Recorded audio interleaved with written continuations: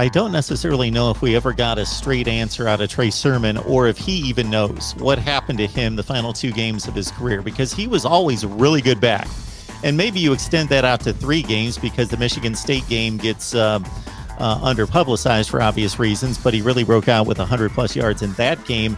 And then in rewatching, as you have, I'm sure, a number of times, the Northwestern and Clemson games, my goodness, it was like the guy was possessed. He was just like throwing guys off of him, and he just ran angry and just did everything to gain yardage like it was the last carry of his life, each and every attempt.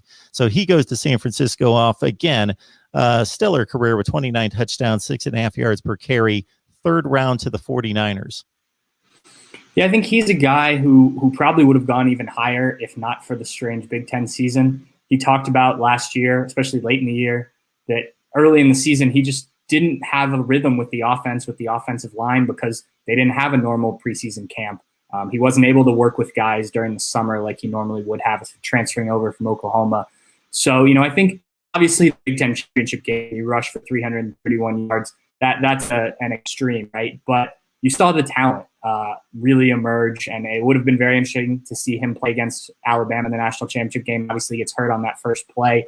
But I think this may be my favorite pick from the Ohio State guys of the draft in terms of fit. San Francisco is a team that uses a lot of running backs. They like to throw to their running backs, use them in different ways. As a Los Angeles Rams fan, I was not happy to see Trey Sermon go to the 49ers because I think he'll be another weapon that they'll use in the NFC South. Or NFC West, sorry.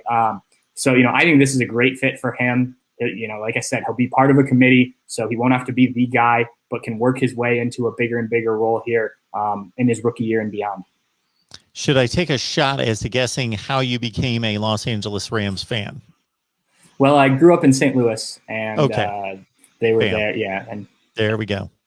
Yeah, so I was either thinking that was going to be my guess. My second guess was just you were enamored with the greatest show on turf, regardless of where you lived, and you latched onto that. But being from St. Louis, that's very understandable. No question about that.